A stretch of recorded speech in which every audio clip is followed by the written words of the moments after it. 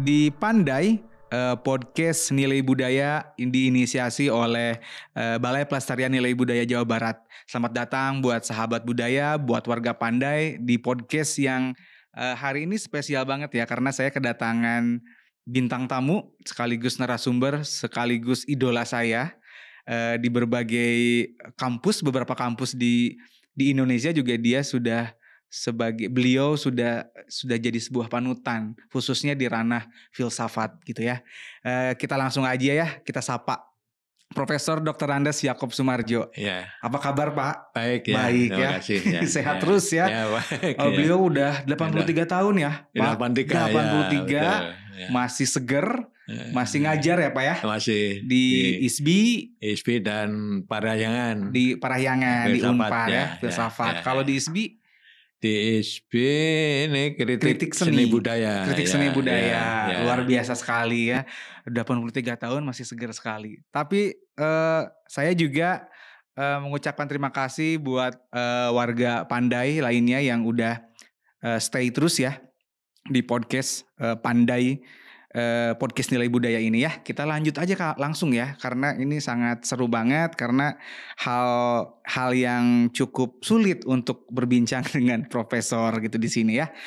Pak, aku melihat ya Pak ya, Indonesia ini sekarang cukup kompleks dari segi permasalahan gitu ya. Mulai kalau politik mungkin dari tiap tahun selalu bergejolak gitu ya Pak ya. Tapi sekarang toleransi mulai mengangkat lagi gitu ya. Terus juga sekarang ada pandemi gitu ya, kesehatan, penyakit dan lain-lain semakin mempengaruhi perekonomian dan lain sebagainya gitu. Satu sisi aku melihat di beberapa media gitu bahwa praktek-praktek budaya pun sekarang seperti ada yang sedang ritual gitu ataupun yang sedang upacara adat. Malah ada salah satu pihak yang meresahkan praktek tersebut gitu. Jadi aku jadi terpikir bahwa yang Bapak tulis di beberapa buku gitu ya, seperti di buku Arkeologi Kebudayaan Indonesia maupun di Estetika Paradok itu menuliskan bahwa salah satu pemecahan masalah yang ada di kehidupan masyarakat ini adalah ya kearifan lokal ini yang harus dilestarikan gitu. Pandangan Bapak terhadap kekacauan ini, dalam tanda kutip kekacauan yang ada di Indonesia ini bagaimana Pak? Ya, jadi begini, saya harus mulai dengan kondisi sosial masyarakat Indonesia sekarang. Ya. Jadi kalau menurut penelitian dari Kiman ya tahun 81 itu dia ngadakan penelitian tentang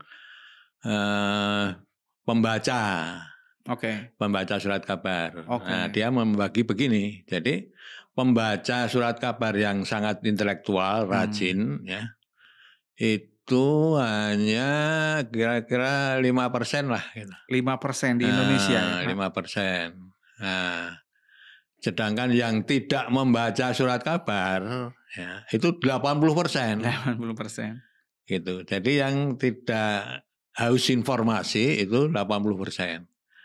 Nah, sedangkan orang yang terpelajar ya, tapi tidak intelektual ya, nah itu jumlahnya kira-kira antara 15-20% gitu. Ya, itu yang lulusan SMP, SMA sampai perguruan tinggi itu kira-kira 80%. Nah, tapi ini kan orang-orang yang berpendidikan menengah atas gitu ya. Nah, ini sebenarnya kadang-kadang kurang minat intelektualnya. Ya, jadi yang minat intelektual tadi sangat kecil. Nah, menurut saya kita harus memikirkan yang 80% tadi. Iya, karena itu banyak banget. Ya 80% itu sebenarnya kan ya mungkin tamat sekolah rakyat dan sebagainya gitu ya sampai. Nah, ini tidak harus membaca. Iya. Nah, tidak ada keinginan untuk membaca. Ya, membaca itu. Jadi kalau mereka dengarkan radio itu yang didengarkan hiburannya. Nah, televisi juga begitu. Tapi kalau berita-berita nggak mau. Dilewat saja ya, Dilewat.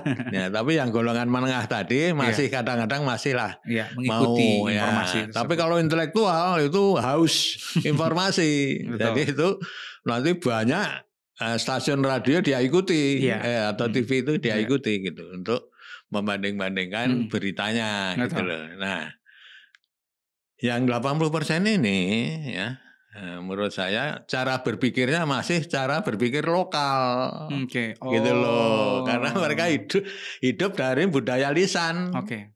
Bukan budaya tulisan. Bukan literasi ya, Pak. Bukan literasi. Ya.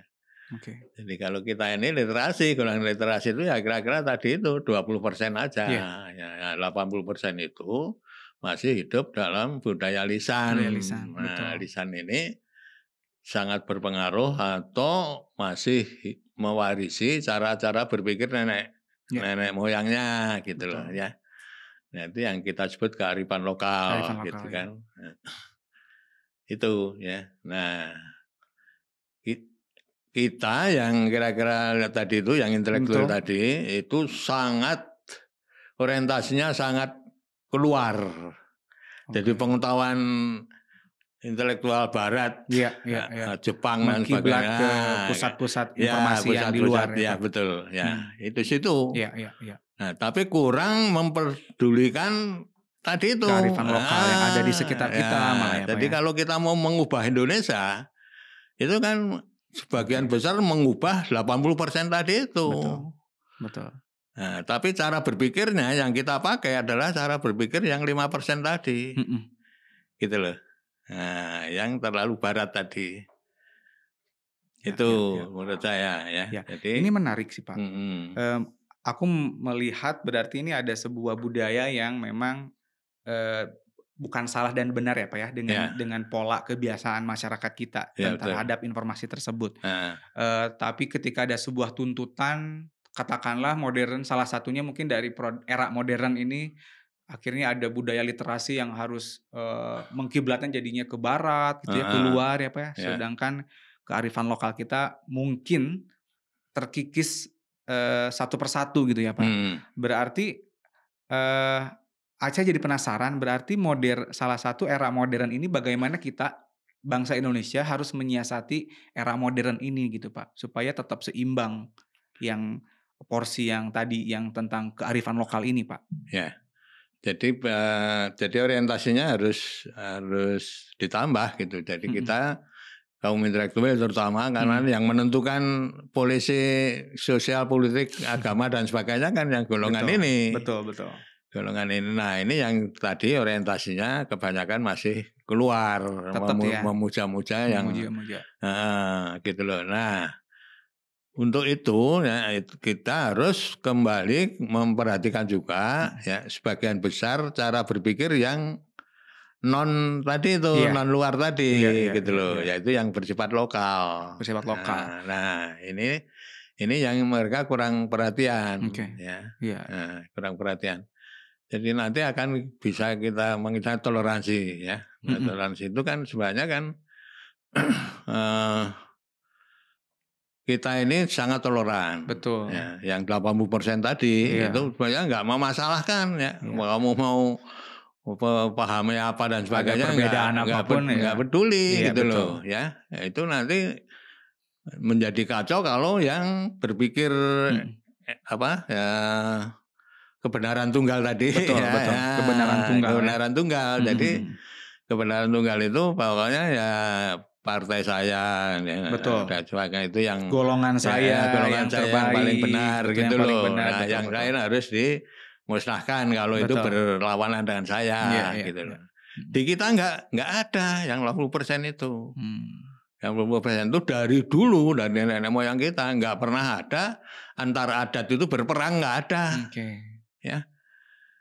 Tidak ada konsep kebenaran tunggal dari sebuah golongan. Bahkan misalnya di Batak gitu ya, Batak itu kan nanti pecah-pecah lagi menjadi banyak ya. Tapi nggak pernah mereka saling menyalahkan gitu loh.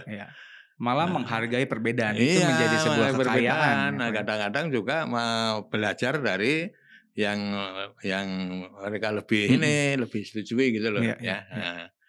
Nah, itu ya. Jadi dari situ nanti bisa kita belajar bahwa kita ini sebenarnya bukan penganut kebenaran tunggal gitu loh ya. Ini sangat menarik karena ini bisa jadi sebuah konsep era modern Indonesia versi sekarang gitu untuk kembali refleksi terhadap masyarakat Indonesia zaman dulu gitu ya Pak ya. Ya. Karena ya tidak ada kebenaran tunggal, sebuah golongan, sebuah pihak gitu, malah saling menghargai itu ya Pak ya.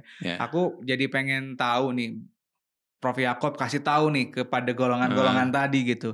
Apa sebenarnya kekuatan Indonesia? Apa sih yang Indonesia miliki yang harus kita jaga sekarang gitu Pak, dari perspektif Pak Yaakob gitu sendiri? Ya tadi itu kembali lagi bahwa kita harus belajar dari orang-orang desa. Betul. Gitu loh Pak. Ya. Jadi orang-orang suku di desa-desa itu masih mewarisi cara berpikir asli nenek moyang kita. Primordial ya Pak ya? Ya, yang primordial. Mereka masih, jadi itu bukan masa lalu, sebenarnya masih hidup sekarang ini gitu loh. Yang namanya kearifan lokal itu masih hidup, yaitu di kampung-kampung. Jadi kalau nanti kita dari kota 15 km di luar kota itu bahasanya sudah bahasa daerah. Cara berpikirnya pikir daerah kan gitu. Nah, cara berpikir daerah itu dari mana? Dari nenek moyangnya, dari adat itu gitu loh. Nah, ini yang dianggap rendah oleh kaum intelektual. Dianggap rendah, dianggap ketinggalan zaman. Ketinggalan zaman. Gitu. Betul. Lalu secara menurut Prof. Yaakob nih, mungkin bisa memberikan sebuah gambaran bagaimana sebagai penengah gitu di antara masyarakat primordial dengan masyarakat katakanlah modern yang kurang begitu aware terhadap kekuatan yang tadi ya Pak ya, untuk menerapkan nilai-nilai tradisi di era modern sekarang gitu Pak. Bagaimana salah satu penerapannya? Ya, kalau penerapannya itu bukan kita mencontoh apa yang dilakukan secara adat. Oke. Nah ini perlu tahu ya, jangan langsung dipraktekkan secara plek-plekan gitu ya Pak ya. Kalau yang namanya tradisi itu kan ini bentuk luarnya saja. Ya. Tapi yang penting bagi kita orang intelektual terutama itu filosofinya. Filosofi. Iya, jadi filosofi Jawa, filosofi Sunda sebagainya itu, Batak sebagainya, itu yang harus kita pelajari. Ya. Nah kalau filosofi itu kan, filsafat itu hidup terus kan. Betul.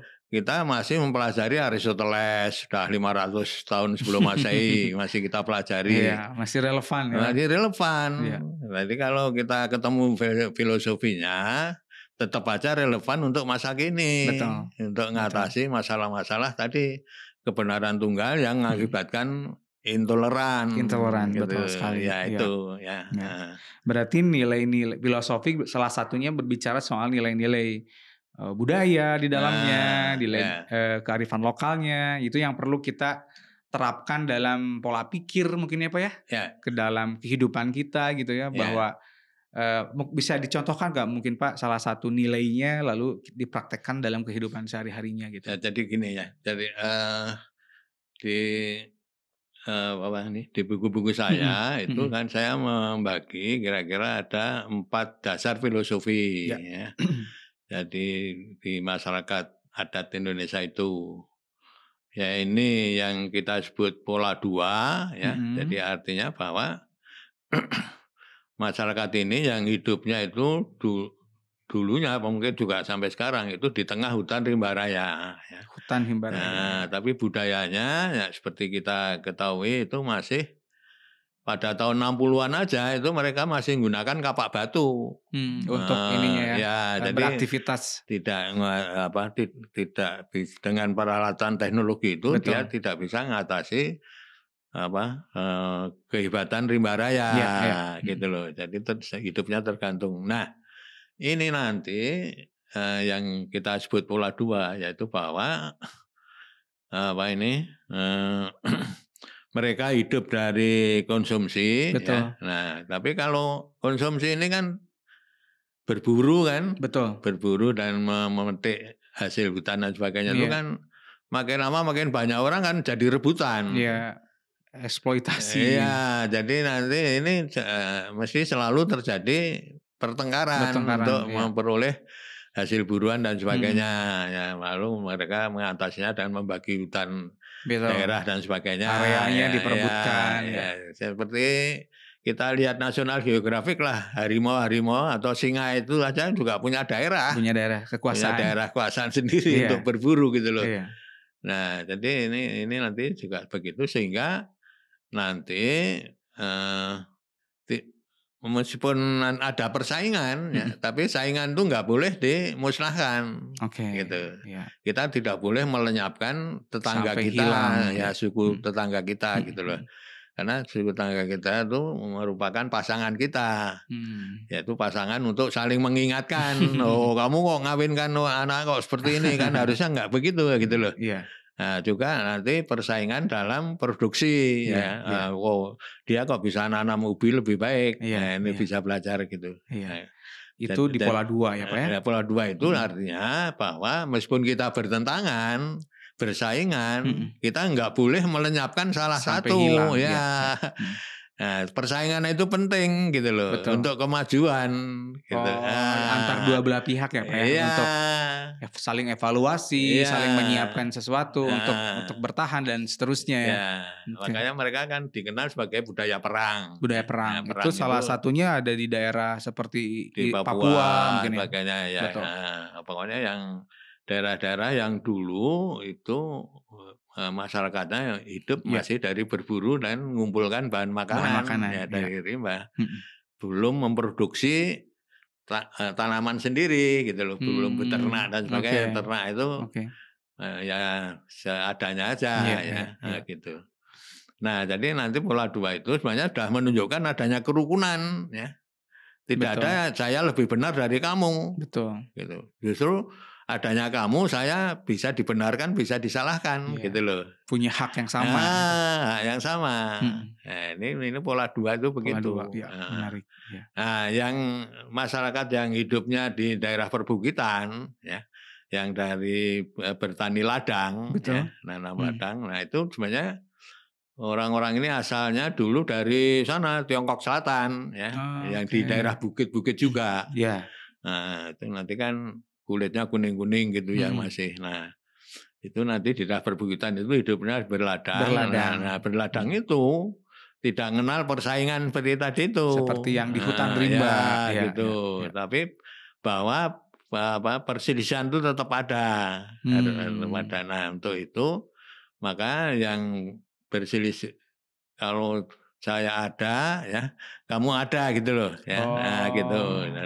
Adanya saya itu karena adanya kamu. Saling mutual gitu. Saling membutuhkan ketergantungan lah, gitu, untuk saling kebutuhan ya.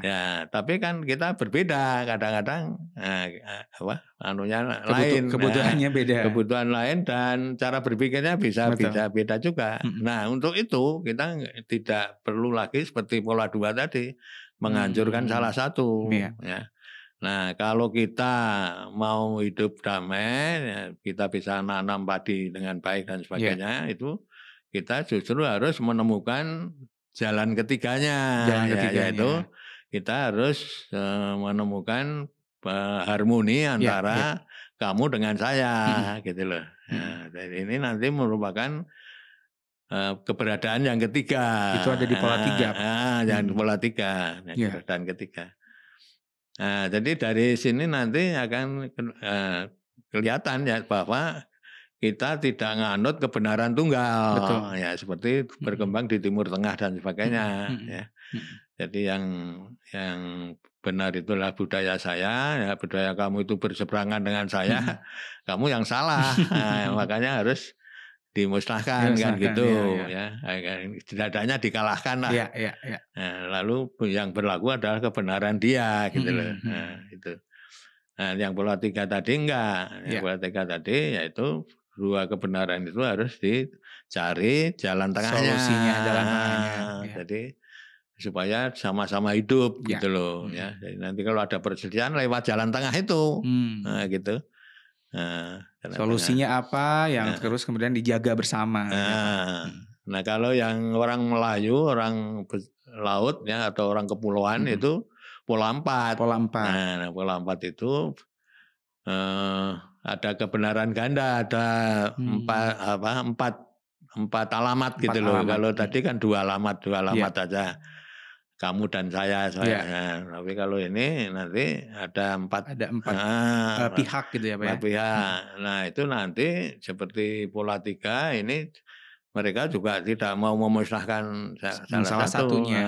Tapi mereka harus saling melengkapi, saling membantu gitu loh. Nah, jadi semua itu nanti termasuk yang ini yang pola 5 ya.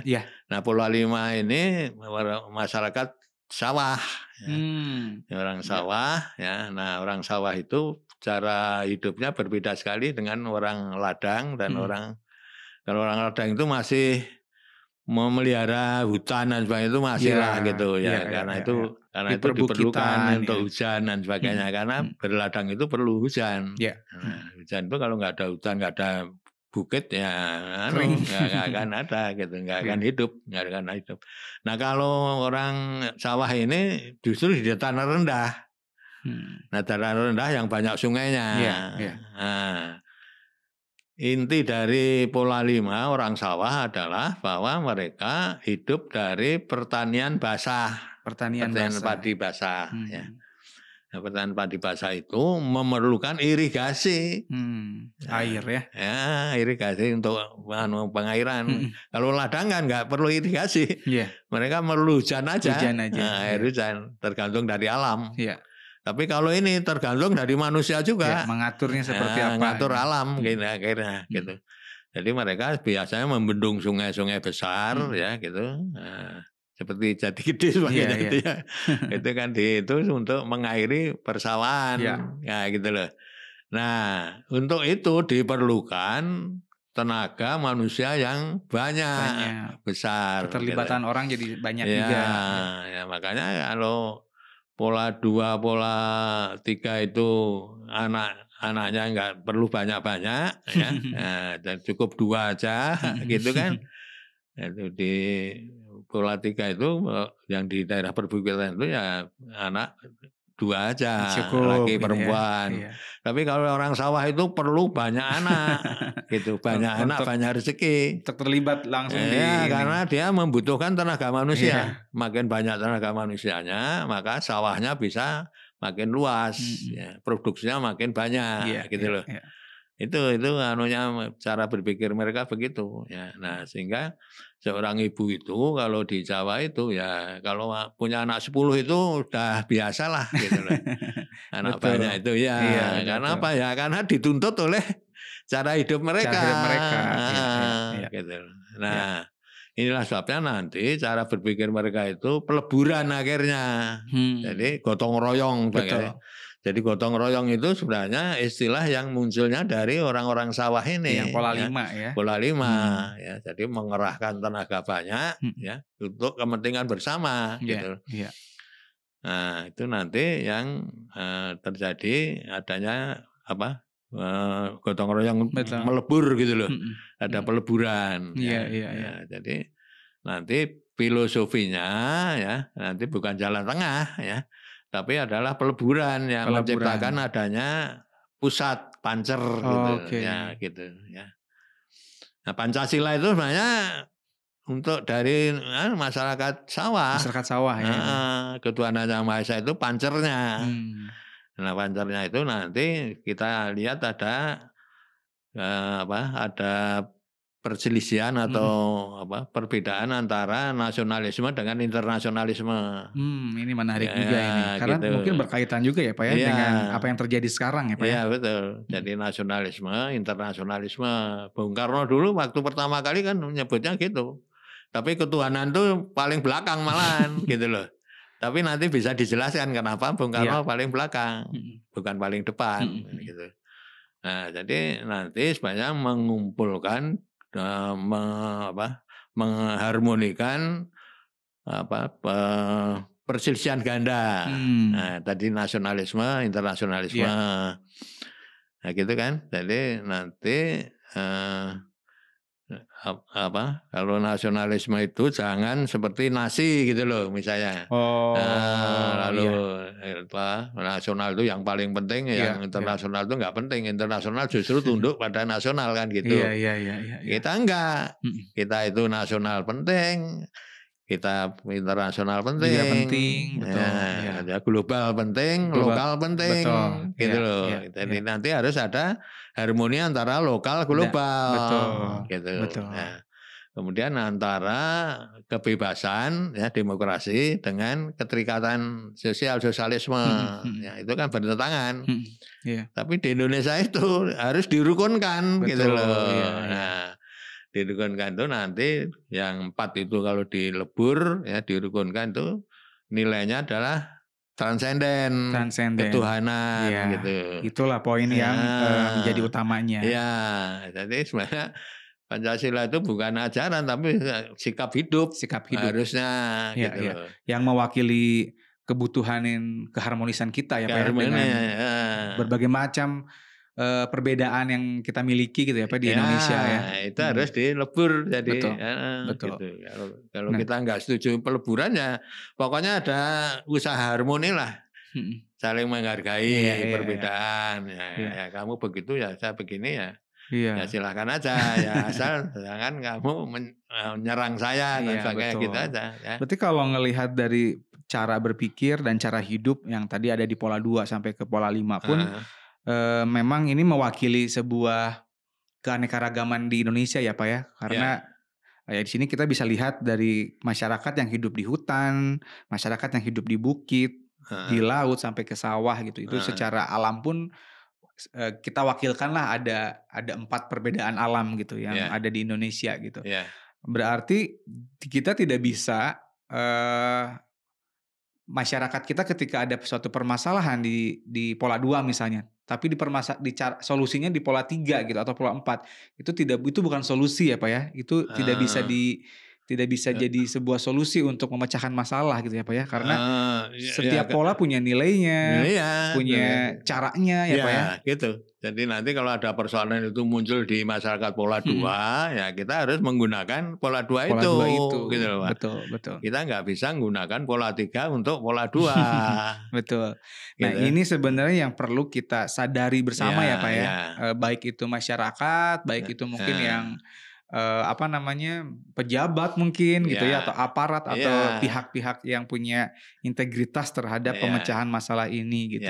Termasuk ke dalamnya kalau kita kaitkan dengan nilai budaya dan pelestariannya ya mereka setiap masyarakat di pola-pola ini punya praktik budaya itu ya Pak ya. Sendiri ya cara memegang kebenaran masing-masing. Betul. Gitu loh, yang saya anggap benar itu caranya begini. Kalau yang pola 2, pola 3 sebagainya. Nah tapi nanti kan pola-pola ini akhirnya lebur jadi satu gitu loh. Jadi satu masyarakat itu sebenarnya ngandung 4-4-nya tadi. Betul. Jadi makanya kita harus sekarang memahami dasar filosofi pola-pola tadi gitu loh. Karena ini nanti bisa digunakan untuk zaman sekarang. Nah itu yang menarik sih Pak. Gitu.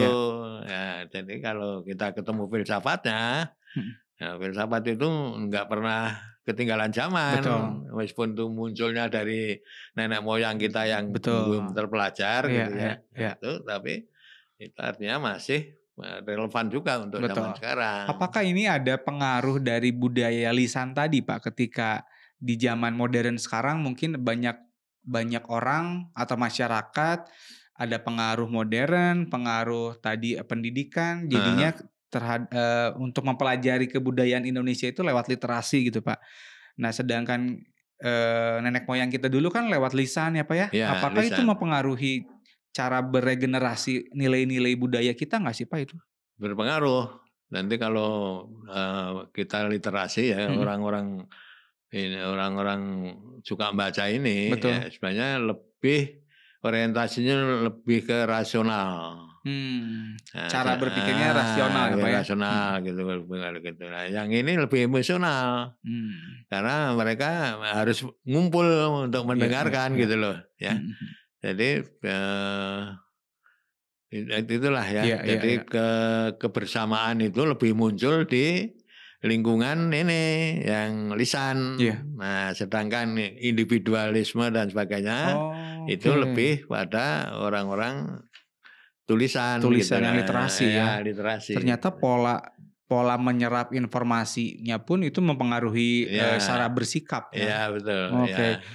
Itu mungkin juga itu pun jadi salah satu alasan mungkin ya Pak, ketika ada sebuah praktek budaya yang secara literasi budaya tersebut belum tersampaikan, tapi suatu pihak langsung menyerangnya itu bahwa itu menganggap musyrik lah atau melanggar lah dan lain sebagainya. Berarti itu juga dipengaruhi oleh cara dalam tanda kutip mendokumentasikan budaya tersebut. Iya, memang ini yang saya alami selama ini, yang kearifan lokal ini, ya, tradisi, adat istiadat, cara berpikir ini itu sering disebut tahayul. Betul Pak, betul. Iya, betul, gitu. betul. Dan irasional. Mistis gitu ya Pak? Ya, memang betul.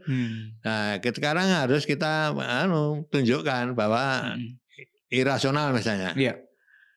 Irasional itu karena kamu melihatnya dari rasionalitas Barat. Oke. Gitu ya. Oke. Logika Yunani yang dipakai. Oke. Gitu. Betul. Menarik. Jadi yang di kita itu nanti, kalau di Barat itu logika ini kan prinsip identitas ya. Betul. Sesuatu itu sendiri ya. Jadi mereka mengingkari adanya bahwa sesuatu itu ya, satu pribadi itu bisa bersifat kontradiksi. Ya. Justru di kita justru yang kontradiksi ini tadi itu. Yang bertentangan tadi kan. Nasionalisme dan internasional harus dirangkul bersama. Betul. Nah, bagaimana merangkulnya? Nah, itulah butuh kreativitas. Jadi Pancasila itu menantang kreativitas kita untuk mencari harmoni-harmoni dari hal-hal yang saling berseberangan tadi. Tidak tapi gampang, saling membutuhkan dan jadinya nyatu ya Pak ya. Iya, itu kan tiap zaman mungkin memerlukan sendiri, pemecahannya sendiri. Betul. Tapi prinsipnya tetap sama. Betul. Itu yang bertentangan itu tidak boleh dilenyapkan salah satu. Iya, karena itu bukan solusi di keberagaman ini ya Pak ya. Nah, itu nanti ya sebenarnya bahwa yang saling berseberangan itu tidak perlu disalahkan salah satu, yaitu bisa kita lihat di pertunjukan wayang kulit Jawa. Wayang kulit Jawa itu penontonnya dua pihak Pak. Ada dua penonton, yaitu penonton di belakang dalang. Sama yang di di belakang layar gitu loh. Yang di belakang dalang itu melihat warna-warni wayang. Betul. Tapi yang di belakang layar lihatnya hanya bayangan saja gitu loh. Tapi yang penonton yang terhormat itu justru yang lihat bayangan itu. Yang lihat itu yang kalau kita ngundang bupati ya ke situ, kita tempatkannya di situ. Di bayangan aja. Di bayangan, nggak boleh nonton yang nonton warna-warni wayang itu orang yang nggak diundang. Nah, itu siapapun boleh gitu loh. Tapi yang diundang dihormati itu. Nah, sekarang kita lihat ya, kalau memainkan dalang, memainkan wayang itu yang kanan itu selalu yang baik. Yang kiri itu Korawa itu selalu munculnya di kiri. Ya, tapi penonton di belakang layar gimana? Kebalikannya Pak ya? Kebalikannya kan. Jadi satu peristiwa itu kalau dilihat dari perspektif yang berbeda, hasilnya sangat bertentangan. Sangat bertentangan, ya. Gitu. Nah, itu ditunjukkan oleh pertunjukan wayang. Gitu loh. Menarik. Nah, jadi di kita tadi sebenarnya nggak ada yang salah. Betul. Kamu betul, saya betul. Hanya saya betulnya itu melihat dari sisi ini, kamu melihatnya dari sisi itu. Nah, itu harus saling memahami gitu loh. Cara pandang masyarakat sebenarnya sudah cara pandang untuk bijaksana terhadap melihat sebuah permasalahan sudah dipraktekkan sejak dulu dari kesenian-kesenian ya Pak ya? Dari kesenian, dan antara lain kesenian, dari bangunan dan sebagainya, upacara sebagainya nanti penuh dengan hal-hal begini ini. Betul, gitu loh. betul. Jadi bahwa kita itu mempersatukan yang saling berseberangan nilainya itu ya tidak boleh dilenyapkan salah satu. Betul. Gitu loh. Ya, gitu. ya. Ya, berarti sejak dulu memang sudah dipraktekkan, sudah ditunjukkan lewat pertunjukan, sudah dipraktekkan lewat upacara dan lain-lainnya, memang tidak terdokumentasikan secara literasi karena memang budayanya bukan lisan. Emang budayanya lisan ya Pak ya. Nah, berarti saat ini kita itu di era modern, saatnya kita yang menggali hal tersebut ya Pak ya. Ya, betul. Nilai tersebut gitu supaya karena ya masyarakat Indonesia dulu memang sudah mengangkat keharmonisan, mengangkat perdamaian, toleransi dan lain-lain gitu. Tapi memang tidak dipraktekkan secara barat gitu ya Pak, bisa dikatakan seperti itu. Barat itu yang literasi tadi ya Pak ya. Ya, barat itu logikanya logika Aristoteles gitu Betul. Pak. Aristoteles itu ya menolak adanya kompromi.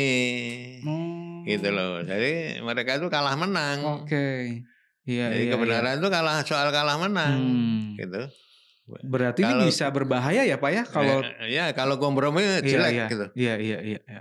Mengalah mungkin bagi mereka Ukraina dan Rusia itu kan saling kalau Anda kompromi, Anda lemah. Mempengaruhi identitas, mengaruhi kekuatan. Harus menang atau kalah. Kalau mau terhormat ya harus menang kamu. Iya, betul. Gitu loh. Nah, di kita enggak. Bukan seperti itu ya Pak ya. Bukan seperti itu. Budaya gitu kita, adat kita tuh bukan seperti itu. Ya, kamu benar itu karena kamu melihat masalah itu dari sudut itu. Saya dari sini gitu loh. Bahkan tadi di sebuah kesenian pertunjukan wayang kulit pun sudah diperlihatkan gitu ya. Gitu. Belum lagi di kesenian-kesenian lainnya ya Pak ya. Oh iya, nanti. Bahkan bangunan seperti apa sih Pak? Yang bangunan rumah kah atau? Ya, rumah kan juga gitu. Kalau tadi kan Jawa ya. Jawa itu punya pancer. Nah, betul. Rumah bangsawan itu dulu pancernya ya rumah bangsawan itu namanya dalem. Dalem, ya. Nah, dalem itu nanti di depannya ada pendopo. Ya, bagian depan banget ya Pak. Bagian depan itu pendopo. Pendopo itu untuk kumpulnya orang luar dengan tuan rumah. Tuan rumah, ya. Nah, yang sebelah kirinya atau apa ya, sebelah timurnya itu nanti kandang kuda dan kandang kereta dulu. Nah, sebelah baratnya itu suro. Suro, ya. Langgar itu kalau orang Jawa, pokoknya tempat sholat tuan rumah gitu. Nah, di belakang itu dapur. Dapur, pasti dapur. Nah, dari dapur itu perempuan, pendopo itu laki-laki. Nah, sedangkan sebelah barat itu ya arah kiblat itu untuk langgar, untuk suro tadi ya. Nah, ini suro itu religius. Iya. Nah, ini yang duniawi, kereta dan kuda. Dan kuda. Seimbang gitu ya Pak ya? Iya, itu harus diseimbangkan oleh tuan rumah. Gitu. Harus dilakukan semuanya. Iya. Diharmonikan. Setiap penempatan ruang pun itu bukan ada filosofinya. Ada filosofinya ya, bukan asal. Atau bukan karena estetika aja gitu ya Pak, tapi ada filosofinya yang memang punya tujuan berarti apa ya itu ya. Iya, itu filsafatnya memang gitu. Filsafat Jawa itu adalah filsafat harmoni peleburan. Harmoni peleburan, gitu. Jadi makanya orang Jawa itu nanti kita lihat suka ini nyampur adukan Bung Karno misalnya. Iya. Bung Karno itu kan pernah ngajukan Nasakom. Betul. Ditolak oleh orang-orang yang berpikiran seperti kita ini. Iya. Itu nggak masuk akal gitu loh. Iya. Tapi bagi Bung Karno itu masuk akal karena peleburan. Komunis dengan agama mau disatukan gitu loh. Iya. Ya kan? Nah, kalau itu mau dilakukan, itu kan memerlukan kreativitas tinggi. Bagaimana Anda bisa meleburnya itu gitu loh. Iya. Antara bebas aktif kan gitu. Iya. Nasionalisme dengan internasionalisme itu harus diseimbangkan kan gitu. Iya. Itu ya. Jadi filosofi itu ya adanya di benda-benda tradisi tadi. Nah, kita kalau kita ngawetkan benda-benda tadi itu bukan demi benda itu, tapi demi filosofinya gitu loh ya. Iya. Jadi kenapa tarian ini harus dilestarikan? Ya. Bukan hanya gerakannya, tapi nilainya. Nilai di belakang itu, yaitu nilai dasarnya itu. Ya, ya. Nah, biasanya orang melihat tradisi itu dari luar, dari bentuk luarnya aja. Betul. Lalu ditafsirkan begini, padahal tidak. Iya, iya. Yang bentuk luar itu disebabkan oleh adanya filsafat dari dalam pola-pola tadi, gitu loh. Betul. Nah, pola-pola itulah yang kalau pola ini ketemu, kita bisa membaca semua karya-karya budaya Indonesia. Indonesia, ya. gitu loh. Tadi hanya sebagian kecil dari cara hidup di sebuah daerah ya Pak ya. Belum lagi nanti kalau kita menganalisa budaya keseniannya, praktek budayanya, pasti punya tujuan yang sama gitu untuk keharmonisan itu ya Pak ya.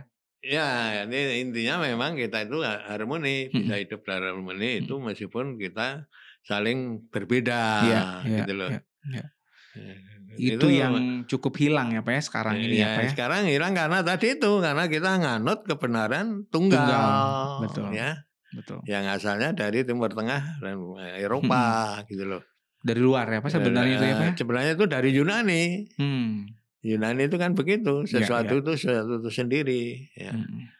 Nah, jadi selain itu kira-kira apa ya Pak? Menurut Bapak ya, ketika ada pemahaman yang tadi kebenaran tunggal masuk ke kita, sebenarnya kan kita bisa dalam tanda kutip menolaknya dengan karena udah punya kebiasaan yang kuat gitu ya Pak. Tapi kok bisa masuk ya Pak? Kira-kira karena faktor apa di kitanya tuh bisa sampai sedikit demi sedikit kebenaran tunggal ini bisa dipraktekkan gitu Pak? Ya karena kita ini kaum literasi banyak membaca begitu. Kita kan selalu membaca begini ya. Yang benar itu yang begini ini, kalah menang ini gitu loh. Iya. Nah, itu dijadikan kebenaran kita yang intelektual. Iya. Nah, padahal di kampung-kampung ini sudah sangat lama ya mempraktekkan nenek moyangnya sampai sekarang ya itu mempraktekkan harmoni tadi. Iya. Gitu. Kalau kita alihkan nilai-nilai budaya tadi ya Pak dalam bentuk literasi di saat ini, apakah itu bisa membantu untuk mengikis kebenaran tunggal dan menjaga keharmonisan? Iya, saya kira ya kita harus perhatikan dulu lah bahwa kita sebenarnya memiliki akar. Gitu. Nah, jadi gini ya, orang Baduy itu mengatakan ya, orang itu harus punya akar dan punya pucuk. Oke. Nah, gitu loh. Pucuk itu yang gimana tumbuh gitu. Di atas ya, akar tuh jadi ke atas ininya, ya. Tapi itu ada akarnya. Kalau nggak punya akar, kamu nggak punya pucuk, gitu aja. Betul. Nah, Indonesia itu punya akar tidak? I see Pak, iya betul. Punya akar tidak? Betul. Apa akar Indonesia itu Yunani? Ya. Gitu. Kita lebih tahu Yunani. Padahal kita di Indonesia. Daripada akar-akar kita sendiri. Gitu. Iya. Nah, kita lebih banyak seniman-seniman barat itu sampai tetangganya pun kita tahu, gitu kan. Tapi kalau seniman kita sendiri ya nggak ngerti. Ya. Bahkan bisa nggak menghargai karena ketidaktahuan. Iya, makanya itu. Iya. Ini menarik dengan cara berpikir tadi yang akar dan pucuk gitu. Pucuk bisa tumbuh bagaimana kelestarian akarnya juga ya Pak ya. Kalau akarnya rusak ya pucuknya juga nggak akan baik ya Pak ya. Iya, jadi gini Pak, dan nanti memang kita harus juga memahami ya mengapa mereka berpikirnya seperti itu, orang-orang modern itu kan gitu. Jadi orang modern ini kan mulainya dari Renaissance. Renaissance itu pokoknya prinsipnya itu progres. Oke. Gitu loh Pak. Ya. Maju terus gitu. Jadi yang lama itu ditinggalkan. Gitu kan. Ya. Eropa ya Pak itu Pak? Eropa kan? Eropa ya. Eropa itu secara Renaissance begitu. Modern itu memang ninggalkan yang lama. Lari terus. Ya pokoknya lari terus. Ya, yang baru-baru ini yang di ini kan. Di kita justru mempertahankan yang lama. Karena kita menjaga status quo. Iya. Jadi status quo itu tadi gini ya, bahwa segala sesuatu itu dualitas. Betul. Adanya gelap karena adanya terang, gitu kan, gitu. Iya, iya, iya. Adanya langit, adanya bumi, dan sebagainya gitu. Kalau nggak ada bumi, nggak ada langit, gitu loh. Iya, dualitas itu jadi identitas kita ya Pak ya sebenarnya Pak. Ya, di dualitas itu nanti itu harus tetap ada. Kalau gelap ini tidak ada, terang juga tidak akan ada, gitu. Iya, Makanya nggak boleh dilenyapkan dua-duanya, yang meskipun bertentangan. Betul. Gitu. Iya. Nah, kalau di barat tadi harus milih salah satu, mau milih terang atau milih gelap kamu. Betul. Gitu. Betul. Nah, gitu. Nah, nanti maju terus itu ya, itu udah memang alamiah mereka. Gitu. Oh, dipengaruhi oleh alamnya mereka juga. Mereka itu udah alamiah, udah natur mereka lah. Oke, iya. Ya, udah natur mereka ya. DNA-nya emang kayak gitu ya Pak ya. Karena dualitas itu dipecahkan dengan melenyapkan salah satu ya. Kebenaran tunggal tadi. Iya. Ya itu, nah di kita ini tidak. Ini gelap terang itu, bumi langit itu terberi. Gitu loh Pak. Iya. Jadi kalau nggak ada bumi, nggak ada karena langit. Betul. Gitu. Ya, dan yang lain-lain itu ya. Sehingga makanya hidup itu perlu, alam itu perlu dilestarikan. Ya. Perlu meskipun bertentangan, tetap dijaga. Jaga. Gitu berdampingan ya Pak ya. Sebenarnya kita sudah dilatih sejak dulu untuk berdampingan dengan perbedaan ya Pak ya. Jadi mempertahankan status quo. Status quo. Gitu loh. Di Indonesia itu cara berpikirnya mempertahankan status quo. Tapi kalau yang di barat tadi maju terus, progres. Ya. Gitu. Progres itu meninggalkan yang lama. Ya. Bahkan mungkin itu mempengaruhi cara mereka waktu eksploitasi wilayah ya Pak ya. Datang ke Asia, menyebarkan ajaran, menyebarkan ajaran mereka, ya.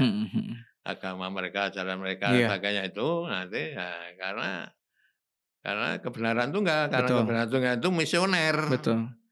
Jadi karena yang benar itu saya, ya semua seluruh dunia itu harus ngikutin kebenaran saya, gitu ya. Ya. Nah itu sebenarnya tidak ada di konsep kita, cara pandang kita, gitu ya. Karena kita menjaga status quo. Betul. Pertentangan itu harus dipertahankan. Betul. Gitu loh. Ya. Nah kalau warga Pandai pengen tahu bagaimana masyarakat kita, kok tahu sih masyarakat kita sudah ada status quo, dualitas, harmonis, itu ada di kesenian-kesenian salah satunya ya Pak ya? Ada. Di produk-produk budaya, upacara adat dan lain sebagainya ya gitu. Udah dilihatkan seperti itu sebenarnya. Ya, karena filsafatnya begitu, akibatnya dalam seni ya. Seni itu kan macam-macam, ada seni rupa, ada seni pertunjukan, ada seni sastra kan gitu ya. Nah, itu semua dasarnya tadi ya, filosofi lokal tadi. Filosofi lokal gitu, tadi ya. Pola-pola tadi gitu. Gitu. Bahkan setiap daerah sudah punya cara hidup, pola berpikir gitu yang nggak bisa dipaksakan ya Pak ya. Karena emang keberagaman dipengaruhi oleh alamnya ya Pak ya. Oleh alamnya, oleh kebiasaan di daerah tersebutnya ya Pak ya. Pokoknya nilai-nilai itu yang dianggap benar dan sebagainya itu ditentukan oleh lingkungan hidupnya. Gitu loh.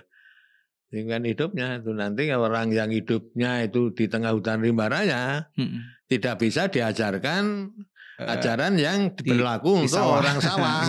Gitu loh. Betul. Ya ditolak oleh mereka. Makanya gotong royong sebagainya. Gimana bisa gotong royong itu apa gitu loh. Betul. Karena nggak menyangkut hidup mereka. Ini pemahaman yang perlu, sebenarnya pemahaman dasar yang sangat penting ya Pak ya. Untuk karena gitu bagi siapapun termasuk mungkin pemerintah juga memahami karakter masyarakat kita gitu ya. Karena dulu pernah aku baca mengikuti sebuah berita yang di Papua ketika ada kesulitan makanan karena rusak si alamnya ya Pak. Terus pemerintah malah memberikan makanan-makanan yang bukan kebiasaan masyarakat situ gitu. Ya beras gitu. Kasih kompor gitu. Iya betul. Itu bagi kita mungkin di area Jawa itu adalah hal yang baik, tapi belum tentu itu yang tepat gitu ya Pak ya. Iya, karena mereka kan sagu kan, Betul, ubi dan sebagainya betul. gitu aja. Itu yang Dan beras itu bukan kebenaran tunggal gitu ya, iya, untuk semua masyarakat kita gitu ya Pak ya. itulah, itu yang ini. Itu yang yang menjadi masalah transmigrasi dulu begitu. Betul, ya itu Jadi mempengaruhi pemerintah ya. itu kepikiran modern. Modern itu artinya kalau ada hutan belum ada orangnya, artinya belum ada pemiliknya. Jadi itu semua milik negara. Gitu loh. Padahal di kita itu ada hutan sangat perawan dari zaman dulunya. Itu sudah ada pemiliknya, yaitu suku-suku tertentu itu. Nggak ada orang tuh bukan tentu nggak ada pemiliknya ya Pak ya. Pemiliknya iya. Jadi mereka itu udah tahu, ini batas hutan saya itu pohon itu. Betul. Pohon ini sebelah sana, pohon itu gitu loh. Iya. Nanti kalau di Sunda sendiri kan orang gitu, saya pernah membeli tanah di daerah pegunungan di sana itu mana itu di Bukit mana itu yang utara itu Bandung itu. Lembang? Bukan yang di sini nih dekat sini. Manglayang. Manglayang. Di Manglayang itu. Pak ini tanahnya batasnya mana? Ya, tangkal nangka. Ya gitu. Iya betul. Gitu. Betul. Jadi hutan itu dulu juga begitu. Sudah diberi batas-batas. Batas-batasnya. Mereka udah tahu. Gitu loh. Jadi artinya kalau menurut pikiran adat, hutan itu nggak boleh diambil alih gitu aja oleh pemerintah. Gitu. Lalu didatangkan orang baru, orang dari Jawa untuk ke situ. Yang jadi korban itu orang transmigrasi itu karena dia dimusuhi oleh ini kan orang lokal. Iya, kan kamu kan merebut tanah saya gitu loh. Betul. Padahal kan yang menempatkan dulu pemerintah. Betul. Waktu saya masih kuliah dulu, saya pernah ke Lampung, kuliah kerja di sana. Waktu kuliah kerja itu ke daerah transmigrasi. Nah malam-malam itu datang orang-orang transmigran itu, Pak, kita itu ini nggak enak gini gitu loh, nggak disenangi. Merasa ada yang diintimidasi ya Pak sama yang warga lokal. Ya karena itu, karena ini tanah adat kok seenaknya kamu pakai gitu loh. Bukan melarang tapi ada caranya ya Pak ya. Iya, harus persetujuan adat dan ketua adat. Betul. Jadi nah itu ya sebenarnya apa yang hilang di kita tuh ya Pak ya. Cara-cara primordial tadi ya Pak ya. Iya. Primordialisme ya Pak. Iya, inilah sebabnya nanti hutan Kalimantan misalnya rusak. Karena cara berpikir ini yang dipakai.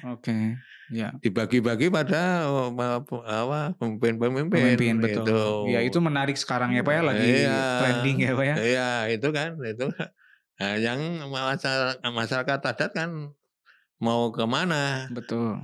Mau protes kemana? Iya, apalagi hutan bagi masyarakat adat itu sebuah apa ya Pak ya? Sebuah hidup untuk harta yang sakral gitu ya Pak. Betul, sakral ya. Jadi nanti kalau pola 5 orang sawah itu hutan itu ditebang semua. Tapi kalau orang pola 3 orang yang ladang di daerah bukit-bukit itu hutan itu diperlukan. Betul. Jadi nanti ada hutan yang tertutup. Ada hutan yang tertutup terbuka dan hutan yang terbuka yaitu untuk kampung dan untuk ladang. Iya, untuk kehidupan lah ya Pak ya. Nah, tapi nanti masih ada 2 hutan yaitu hutan cadangan dan hutan tertutup. Gitu. Dibutuhkan ketika urgent aja ya Pak ya gitu ya. Jadi gitu. Nanti yang terbuka tertutup itu ditengahi oleh yang terbuka tertutup hutan itu gitu loh. Iya. Hal-hal seperti ini pun aku pernah baca. Seperti apa tadi itu kan berarti pemanfaatan hutan ya bagi masyarakat gitu, ada yang terbuka, tertutup, sama tertutup. Aku pernah baca yang nilai cara pandang tersebut itu ada di struktur tubuhnya karinding gitu ya Pak. Ada gitu, 3 gitu, ada 3 tahapan, yang satu mewakili terbuka, yang satu mewakili tertutup dan tertutup gitu. Dan saya yakin nggak hanya di karinding ya Pak ya, nilai-nilai cara pandang tersebut gitu. Rumahnya kan juga gitu, rumah adat kan ada depannya untuk laki-laki kan, tamu laki-laki, dan tempat alat-alat besi. Nah, kalau belakang itu tertutup sama untuk sekali perempuan. Ya. Dapur ada goa sebagainya ada di situ. Nah, tengah itu ruang campuran. Laki dan perempuan itu untuk upacara. Jadi nanti kalau ada undangan, ada acara gitu ya Pak? untuk apa namanya? Untuk doa bersama, itu di ruang tengah. Yang tempat bercampur yang di ruang perempuan. tengah tadi gitu loh. Ya. Itu. Ya. Jadi nanti kita tahu kenapa di ruang yang tengah ini yang sempit ini, bukan di depan yang luas gitu. Loh, itu karena cara berpikirnya adat memang gitu. Jadi yang sakral itu justru yang tengah ini. Antara yang tertutup dan yang terbuka gitu loh. Kalau kita berbicara sains mungkin ada energi-energinya ya Pak ya dan lain sebagainya. Jadi cara berpikir masyarakat Indonesia zaman dulu tuh bukan ketinggalan, malah lebih canggih gitu karena sudah berpikir jauh ya Pak ya. Iya, sebenarnya sangat ekologis. Sama ekologis. Ekologis. Jadi mereka itu jadi begini, mereka itu kalau mau mendirikan kampung ya itu harus ditunjukkan oleh alamnya. Dilihat dulu alamnya Pak ya. Nggak boleh sembarangan. Jadi kalau kita mau mendirikan kampung itu harus ada 2 sungai yang bertemu. Gitu loh. Ya. 2 sungai yang bertemu, nah itu nanti dibikin 3 kampung. Mungkin kampung yang pertama itu yang paling tua ya, anak-anaknya nanti berkembang ke kampung yang kedua, kemudian ketiga kan gitu ya. Nah, tidak adanya ada 3 kampung itu. Itu. Sampai ke arahnya pun ya Pak, arahnya menghadap kemana gitu tadi ya, itu Pak? yang kita ngomongkan tadi, misalnya Baduy luar dan Baduy dalam. Nah, Baduy luar itu yang berubah-ubah kan. Nah, ternyata perubahan itu hanya diizinkan di bagian utara dan barat. Nah, itu adalah bagian profan. Daerah profan. Nah, daerah sakralnya di bagian selatan dan timur.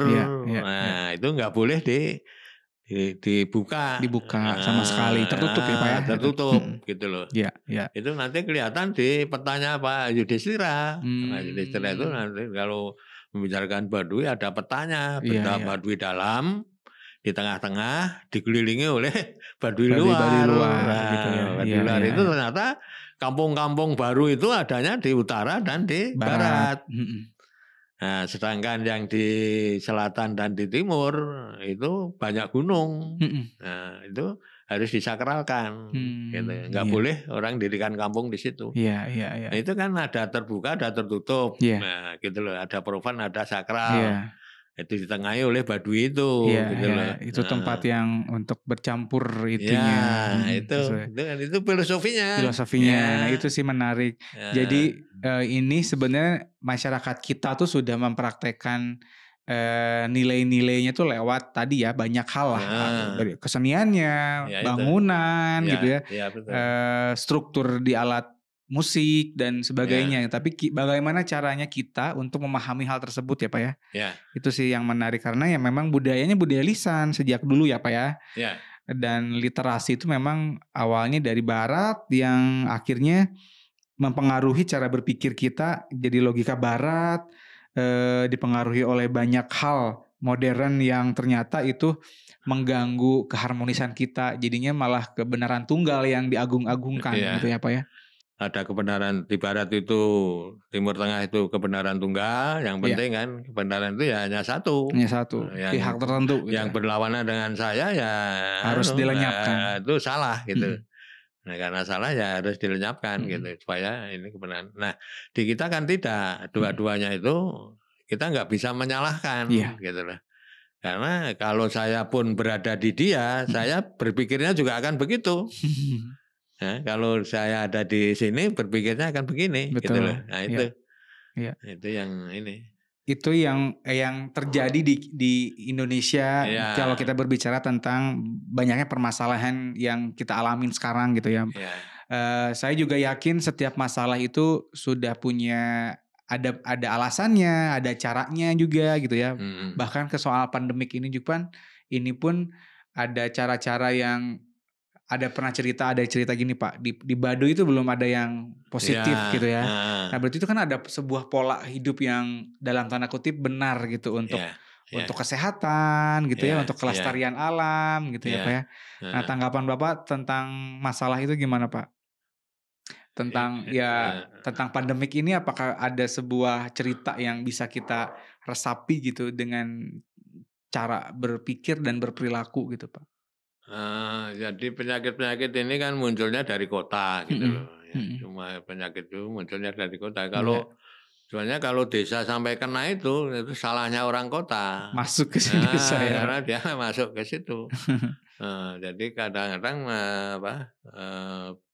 pengaruh kota ini adalah pengaruh dari tadi cara berpikir luar tadi gitu. Cara berpikir kita sebenarnya nggak mengenal seperti itu. Nah, jadi yang penting itu sebenarnya memahami filsafat dasar dulu. Itu ya, yang akar tadi ya Pak. Akar-akar itu dulu, pola-pola tadi loh. Ya, jadi untuk memahami perbedaan kita, ya itu nanti harus kita menemukan dulu pola-polanya, itu filsafat dasarnya. Kalau ini sudah ketemu, itu semua itu bisa dibaca dari situ. Betul. Dari empat tadi itu, gitu loh. Dari cara berpikir dan berperilaku ya Pak itu tuh ya. Setiap daerah ya. Iya gitu. Nah itu nanti bisa ketemunya itu di mitologinya. Oke. Kadang-kadang mitos itu kita anggap dongengan. Betul. Menurut Jung ya, ahli ilmu jiwa Carl Gustav Jung ya, mitologi itu bukan bikinan manusia. Bukan bikinan manusia. Nggak ada ilmu yang bisa membuat mitologi. Karena mitologi itu semacam suara Tuhan. Gitu loh. Nah, jadi nanti ditemukannya itu oleh semacam dukun-dukun pawang-pawang itu. Jadi orang-orang tua adat dulu kan kerjanya puasa, kerjanya jadi pantang. Media lah ya Pak untuk komunikasi jadi dia ada sebagai medium untuk yang transenden dengan dunia kita ini gitu loh. Nah, itu nanti diwujudkan dalam simbol-simbol tadi gitu. Nah, itu ya jadi mitos-mitos itu nanti akan menjelaskan dasar cara berpikirnya gitu loh ya. Nah, jadi misalnya begini, di Sunda ini nanti di Baduy itu ada mitos begini. Bagaimana dunia ini mulai ada, manusia mulai ada ya. Versi ini ya, Sunda ya. Dari Baduy ya, yang itu nanti sebelum ada ini ada, yang ada ini sebenarnya tidak ada. Sesuatu yang disebut kosong, awang-awang hubungan gitu. Nah, kenapa awang-awang? Ya itu karena tadi sebenarnya bukan tidak ada ya. Jadi nanti ada yang tidak ada dan ada yang ada gitu loh. Jadi yang kita kenal semua ini ada sebagai ada gitu. Tapi yang tidak ada ini yang mendahului ada ini. Iya, betul. Kenapa begitu? Karena dia ada di luar semua yang kita ada, karena dia tidak terbatas. Betul. Sedang kita terbatas karena kita itu bermateri, ya, kita terikat ruang, waktu dan sebagainya. Nah, dia itu nggak ada ruang, ada waktu, ada sesuatu yang tidak terbatas gitu loh. Nah, kita tidak bisa memasuki yang tidak terbatas itu. Jadi yang tidak terbatas itu bukan objek pemikiran kita. Kita nggak bagaimanapun nggak akan bisa tahu itu. Nah, kita tahu itu ketika yang kita sebut tidak ada tadi, yang sebenarnya ada, ya, itu memberikan aktualisasi, manifestasi. Manifestasinya kemana ya? Kalau dulu ya ke pawang-pawang itu. Melalui transendental tadi ya Pak. Transendental, entah mimpi, entah simbol, entah apa gitu ya. Kalau kemudian kan nabi-nabi bagian dipilih gitu loh. Ya. Itu sebenarnya bagaimana Tuhan itu memanifestasikan yang tidak terbatas itu kepada memanifestasikan dirinya kepada satu masyarakat di tempat tertentu dan waktu tertentu dan masalah tertentu. Gitu ya. Tidak ada mutlak untuk di keseragam semua gitu ya Pak ya. Kenapa Tuhan nggak ngomong manusia seluruhnya aja gitu. Kenapa harus memilih tempat-tempat tertentu, waktu tertentu, permasalahan dapat permasalahan tertentu. Inilah sebabnya agama itu macam-macam. Betul. tidak sama. Iya. Ya, tapi semuanya berasal dari yang ada tidak ada itu. Yang tidak terbatas tadi. Betul, menarik. Itu yang itu dari mitos Baduy aja kita udah belajar banyak dari situ loh. Dari hanya masyarakat itu satu aja ya Pak ya. Dan pemahaman itu kalau kita gali lagi nilai-nilainya, ya kembali lagi ke soal keharmonisan tadi gitu ya. Betul. Ini sangat menarik sih. Iya. Dan ya tadi sih yang saya kaget itu adalah ternyata baru tahu nih Pak, ternyata dipengaruhi dari semua permasalahan yang ada ini ternyata ada miss-nya itu ada di budaya lisan, antara lisan dan literasi tadi gitu ya. Yang berarti memang kita di yang era sekarang, era modern sekarang, kita yang hidup di era modern ini berarti perlu tahu, perlu mengatur bagaimana caranya supaya nilai-nilai budaya ini tetap tersampaikan ke generasi-generasi ya. Iya betul. Ya, ini contohnya itu ya pantun Sunda. Sekarang itu sudah nggak ada lagi pertunjukan pantun Sunda dan nggak ada juru pantun Sunda. Sudah susah sekali, tinggal 1-2 aja. Oke. Nah, tahun 60-an dulu waktu saya masuk ke Bandung ya. Itu pantun itu sering untuk hajatan. Pasti ada gitu ya Pak? Ada di kota, dalam kota. Setelah itu mungkin tahun 80-an sudah keluar kota. Di desa-desa. Urbanisasi ya. Nah, karena asalnya dari desa. Desa kota itu masih nganut itu. Tapi tahun 80-an sudah kembali ke desa aja, terpinggirkan. Setelah sekarang sudah nggak ada karena orang-orang desa sudah dikotakan. Iya, betul. Nah, gitu betul, loh. Ya. Betul. Jadi ini ya kita mumpung itu masih ada ya. Nah, kita itu museumkan gitu, kita awetkan. Betul. Lestarikan ini kan tugas ini gitu. Pelestarian itu kumpulkan aja gitu loh. Itu seperti orang-orang barat kan juga sama. Pokoknya barang kuno kumpulkan dulu. Perkara nanti itu gampang nanti. Itu mesti akan ada gunanya gitu loh. Iya. Ketika dianalisa sejarahnya apanya itu. Di museum itu. Budaya pengarsipan kita bagaimana ya Pak? Nah itulah. Jadi gini, kita itu kalau kita ke museum ya itu museum itu cara berpikir barat. Museum itu. Museum itu. Jadi nanti patung dari Candi Prambanan misalnya ya itu diambil, ditaruh di museum. Nah, kita udah kehilangan arti. Ketika karena dipindahkan patung itu dulu adanya di mana, menghadap kemana, gitu loh. Menghadap ke timur atau ke barat atau kemana, gitu loh. Nah, lalu hubungannya dengan patung-patung yang lain gimana, melingkar atau gimana, gitu loh. Itu ya, jadi nanti itu ada di Gunung Kidul ya, itu di Jogja itu ada orang yang ingin menyelamatkan objek-objek sejarah, prasejarah malah. Prasejarah ya. Itu yang tiang-tiang batu itu loh. Oh iya. Tiang batu itu dulu banyak sekali di bukit-bukit. Bukit-bukit. Itu digali semua, dikumpulkan di lapangan. Oh ini salah. Oke, hilang ininya ya secara nilainya ya. Dulu itu batu ini ditaruhnya di bukit mana? Di kaki bukit atau di puncak bukit, di atas bukit, atau di antara dua bukit. Nah arahnya kemana? Condongnya dicondongkan kemana? Ke utara, ke selatan, ke timur, gitu loh. Ini sudah nggak ada, karena dulu itu sengaja. Kenapa? Harus taruhnya di situ. Dan menghadapnya ke sana. Ada pesan ya Pak ya? Itu ada cara berpikirnya. Cara berpikir ya. Gitu loh. Nah jadi itu yang kita ini harus pelihara. Jadi museum kita itu sebenarnya tersebar di situs-situsnya. Asli di tempatnya Pak ya.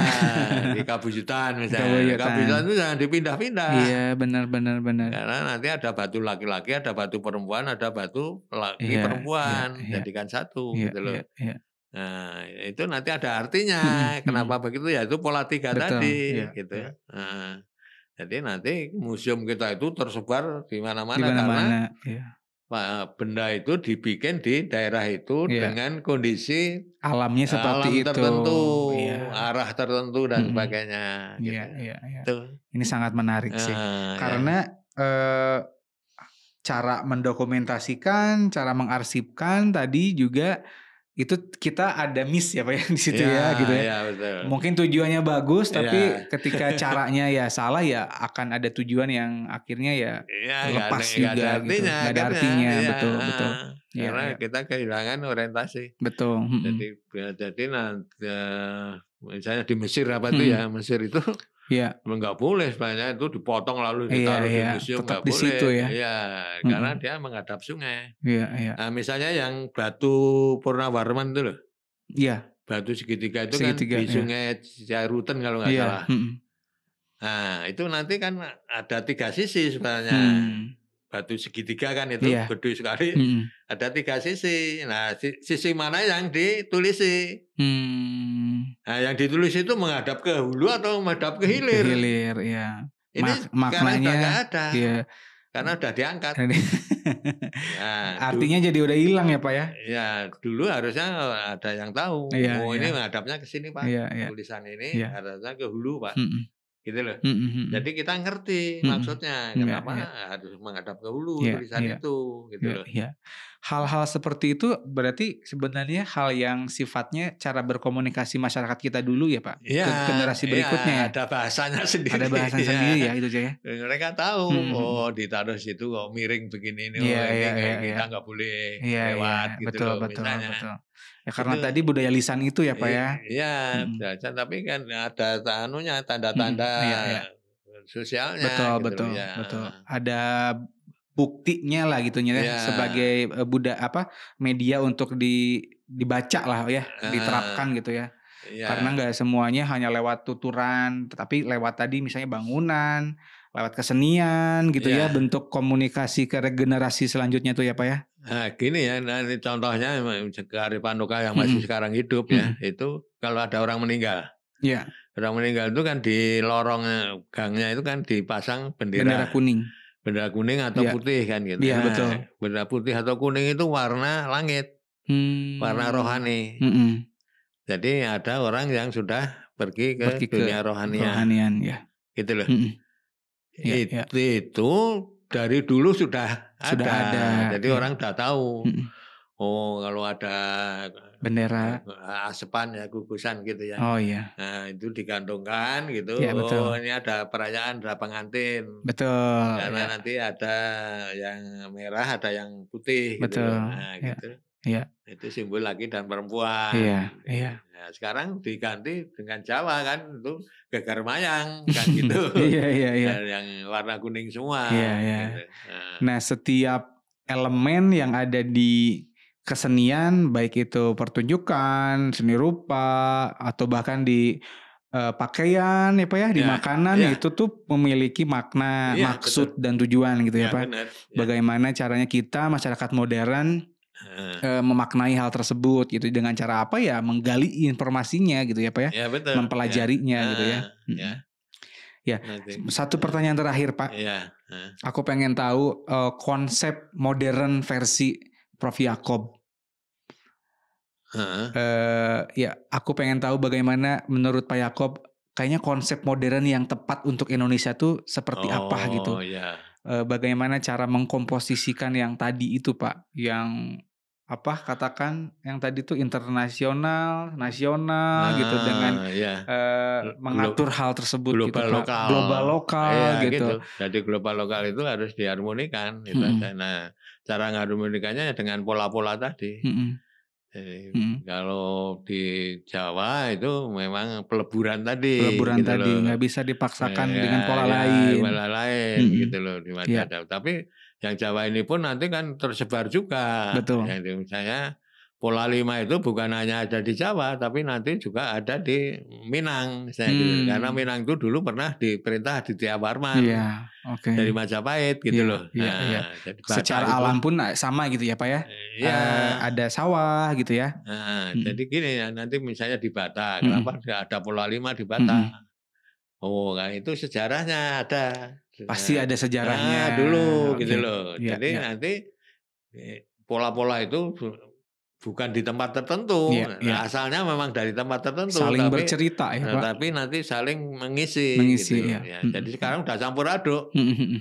gitu loh. Tidak hanya di satu wilayah tertentu gitu ya Pak. Makanya kalau modernisasinya itu ya nanti harus disesuaikan dengan 4 pola tadi menurut saya. Harus di mapping ulang gitu ya Pak. Ya. Di mapping ulang terus polanya tersebut ya tetap bukan dipaksakan untuk ngikutin sebuah satu pola gitu, karena di Indonesia nggak ada secara praktek budaya nggak ada kebenaran tunggal gitu ya. Betul. Nah ini pun perlu kita sadari, perlu kita resapi nilai-nilainya dan praktekkan ke kehidupan sehari-hari ya Pak ya. Gak cuma di masyarakat tapi juga pihak-pihak pemerintah gitu dalam memberikan aturan-aturan kepada masyarakat kita gitu ya, karena cara berpikir dan khususnya di masyarakat adat juga itu masih tetap terjadi ya Pak ya. Pola-pola tadi itu di masyarakat adat itu masih tetap terjadi ya. Nah ini ada cerita gini ya. Belanda itu nanti belajar itu kerjanya kan memerangi suku-suku di Indonesia. Nah, waktu mengalahkan orang-orang Jawa, kerajaan-kerajaan Jawa, itu rajanya dulu yang dipegang. Pokoknya ditaklukkan itu rajanya dulu. Kalau raja sudah seluruh bangsawan dan rakyat mesti ikut. Nah, waktu naklukkan Aceh, dia nangkep rajanya dulu. Rakyat tetap berjuang. Tetap berjuang. Iya. Karena tidak bisa sama. Karena itu pola 4. Iya. Bukan pola 5. Pola 5 itu ada pancer, ada pusatnya. Ada pusat. Kalau pusatnya dikuasai, semuanya ngikutin. Ya. Seperti Indonesia ini sebenarnya pola 5. Kalau Jakarta itu dikuasai, sudah ya Pak. Makanya PKI dulu menguasainya Jakarta. Iya. Karena dari situ menguasai Jawa menguasai Indonesia. Gitu loh. Betul. Itu ikut pola 5. Ketika melakukan Aceh dan seterusnya, nggak bisa begitu melawan, karena itu orang Melayu, pola 4. Jadi mereka sendiri-sendiri, gitu. Hanya saling melengkapi. Gitu. Jadi raja itu hanya simbol dari pemersatu aja. Primus inter pares gitu loh. Tapi sebenarnya kekuasaan itu tetap di daerah-daerah ya. Dan itu kekuatan yang harus kita ini ya Pak ya sebenarnya. Harus kita pegang gitu, bahwa setiap daerah tuh punya kekuasaan, punya kekuatan yang pusat tuh harus menyadari itu juga gitu. Ada filosofinya lah gitu. Betul.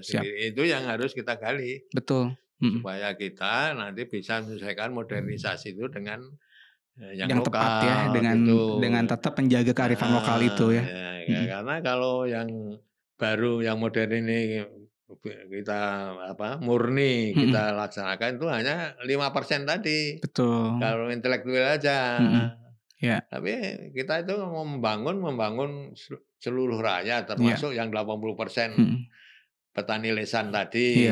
Gitu loh. Nah, untuk ngajak mereka itu kan cara berpikir mereka yang harus kita pakai.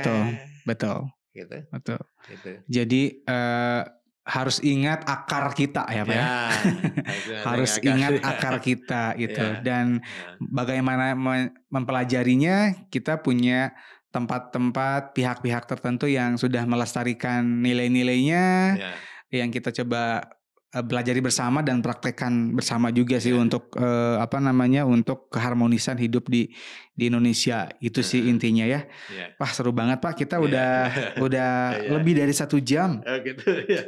Terima kasih banyak Prof. Yaakob Sumarjo. Kita nanti mudah-mudahan ada kesempatan lagi untuk ngebahas lagi bagian lainnya ya.